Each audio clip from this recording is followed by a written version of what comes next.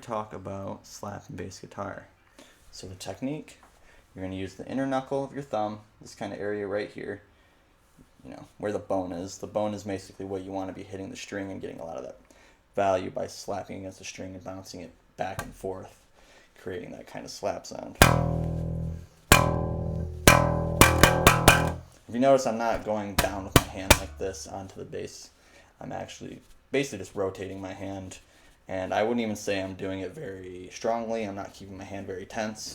Honestly, my hand is not even tense at all. Once you practice enough, you can basically just keep doing this, and it becomes like kind of like a pattern. So that's a pretty cool way of, I think, just really getting that spinning with your hand is going to be doing a lot of the work for the slap bass and making sure you get the right amount of sound and percussiveness as opposed to hitting it too hard or hitting it too softly. So use that inner knuckle and just slap around basically this area. Right around here is where you're going to get a lot of the rebound hitting against the fretboard, and it's going to have a lot of that nice, energy, the percussive energy that you're looking for. If you hit it down here, it's not going to rebound against much, except maybe your pickups if they're really high like mine are.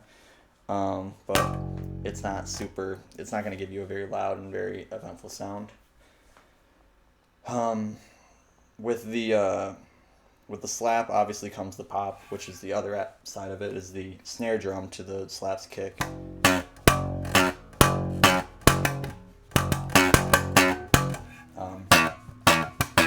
They really accent each other when you have one followed by the other. Especially, it's very popular and common to do these octaves.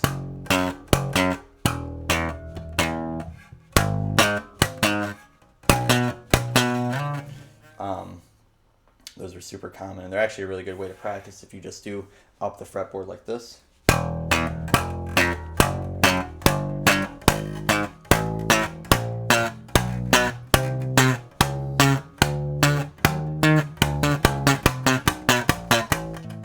Blah, blah, blah, blah. I'm not going to do the entire thing because I messed up. But doing these like kind of chromatic runs up the fretboard, and you can do them in different patterns. You don't have to use an octave. You can kind of see what the different sounds are like. And they don't always have to follow each other. You can obviously do which is just doing the slap for the kind of high or the loudest, the slap for the lowest string. And I think that's honestly actually really good because it also helps you learn how to mute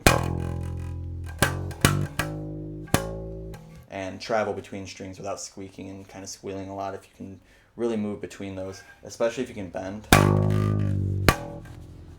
There's a lot of little dynamics you can work on with slap, which I think are actually pretty cool, and really integral to getting a lot of that slap sound and that funkier and that kind of, get a lot of that cool.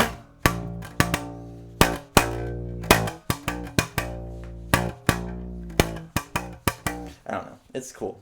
I recommend focusing a lot on basically bending your notes and working on those dynamics in between playing, because sliding into notes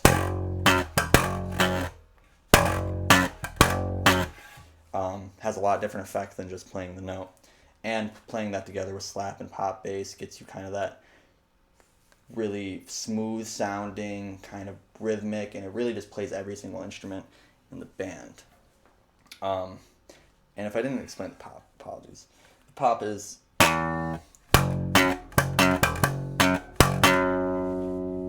you just wrap your finger under the string.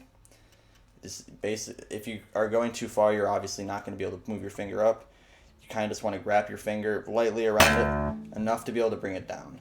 I use my pointer finger. Some people use their middle finger. I sometimes use my middle finger if I'm playing quickly and I want to hit like.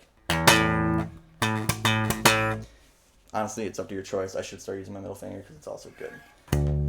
But I would recommend just sticking to slapping the top two strings and then popping the bottom two, because it's going to be harder to slap these two. Honestly, popping the A string sounds pretty good too. Really, it's up to your choice. Wherever you hit the string is definitely going to impact how you get the sound, or how you get what kind of sound you're basically looking for. If you hit it here, you're obviously going to get a lot more of the kind of snarl, like the nasally, like sound. But if you hit down here, you're you're going to get a lot more of that bassier sound, and also kind of that more treble, because I think the bottom pickup will pick up a lot more of that treble as it just got hit, but it's not going to have the rebound of the fretboard. And also your amp settings are going to play a big role in all of this as well. I personally just leave mine around middle, and I don't really put my treble up very high, but the treble will help get you a little bit more, I think, shine to your pops. And if you increase the bass, you'll probably get a lot more of the weight and the heavy hitting behind it. Wouldn't go too high, or you're going to miss a lot of the mids. Mids is where a lot of the kind of poppy sound, I think, and the slap and the poppy sound kind of reside, is that wow. So don't turn the mids down. I'd recommend not doing that. There's some other effects. Distortion will definitely make it sound a lot heavier, and probably make your impact sound a lot nicer. I think some people use compressors. I don't know. I don't own a compressor for my bass, so I have no clue for that. That's about all I got.